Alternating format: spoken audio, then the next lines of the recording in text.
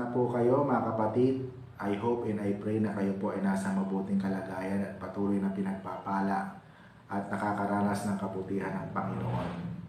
Isa na namang edisyon ng morning devotion ng ating mga tutunghayan mula po dito sa Crossroad United Methodist Church. Ang aking pong ibabahagi sa umagang ito ay may kinalaman about sa family dahil ngayong buwan ng December, sineselebrate natin ang Family Month. Sabi po sa Genesis 37:23-24, paglapit ni Jose, hinubad nila ang mahabang damit nito na may manggas at inihulog sa isang tuyong balon. Mga kapatid, ang kaguluhan sa lipunan ay nagmumula sa pag-aaway sa loob ng pamilya. Sa loob ng pamilya, unang hinuhubog ang ugali ng isang tao. Noong panahon ni Jacob, wala pang katulong ang mga magulang sa gawain ng character development sapagkat wala pa naman noong paaralan. Kaya nakaatang sa mga matatanda ang tamang pag-uugali ng mga kabataan para sa paghubog nito. Totoo nga, magpahanggang sa ngayon, malalim at napakahalaga ang ginagampanan ng family about character foundation. Kung ano ang natututunan ng isang bata o ano ang na-adapt niya sa loob ng kanyang tahanan, ay ito ay nagkakaroon ng malaking epekto sa kanyang personality, sa kanyang pagkatao, sa kanyang ipinoproject. Kung ang pamilya niya ay makadiyos, ang batang ito ay lalaking may takot sa Diyos.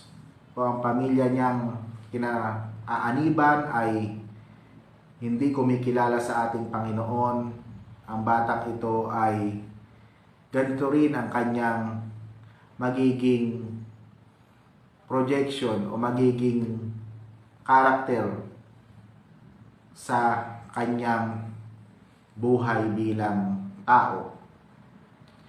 Ano ba yung mga tingnan natin ang mga kamaliang nagawa ni Jacob sa pagpapalaki sa kanyang mga anak at suriin natin kung may ganitong nangyayari sa loob ng ating tahanan. Number 1, hayag nagpapakita ng pagtatangi sa isang anak. Hindi tinago ni Jacob ang kanyang pagtatangi kay Jose. Iginawa niya ng damit si Jose, subalit ang kanyang ibang mga kapatid ay hindi. So dahil dito, ipinakita ni Jacob kung paano niyang favorite itong si Jose. Kaya naman, ito ay nagdulot ng hindi maganda para sa iba pa niyang mga kapatid. Pangalawa, masamang ibinubunga ng favoritismo. So yung pagkakaroon ng favoritism sa pamilya ay nagdudulot ng hindi magandang resulta. Sa paboritong anak, hayagan at kayabangan at pagmamaliit sa mga kapatid na idinudulot nito. Sa mga anak na hindi naman nakakaranas ng special treatment, paninubugho at galit naman ang ibinubunga nito. So pansinin natin yung ibinubunga ng kasanayang ito sa loob ng pamilya na hindi dapat makita sa loob ng pamilya. At yung pangatlo, paglabas ng sama ng loob sa nararamdaman. Tunay nga na nagkakaroon ng conflict, ng inggitan, ng pagtatalo-talo kung hindi tama at wasto yung nakikita sa loob ng pamilya.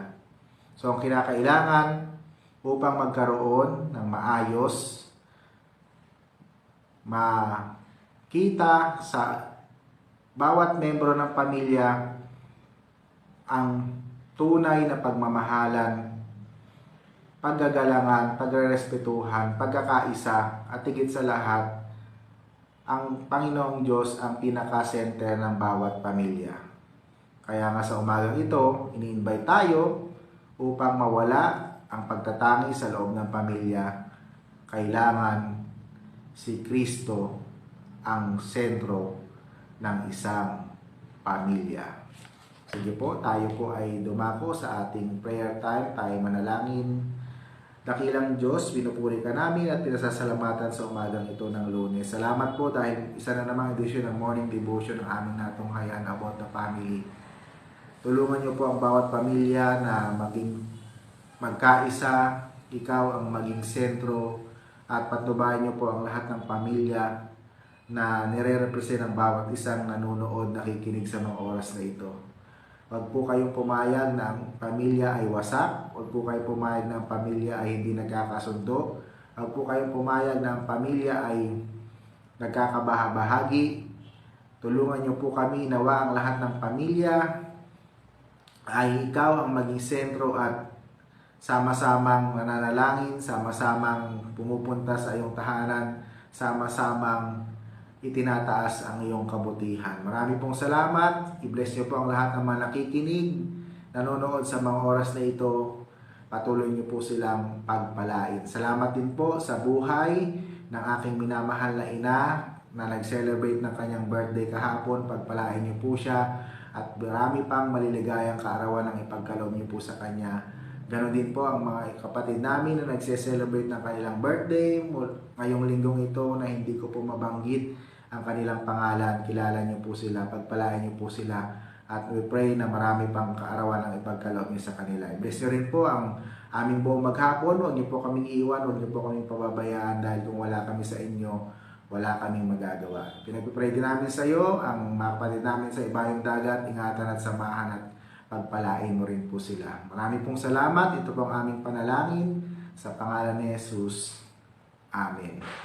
Kaya tapos na naman tayo sa isa na naman edisyon ng morning devotion sa umagang ito mula po dito sa Crossroad United Methodist Church. Lagi po natin tatandaan, ang Diyos ay mabuti noon, ngayon at magpasawalang hanggan. Hanggang sa muli, paalam!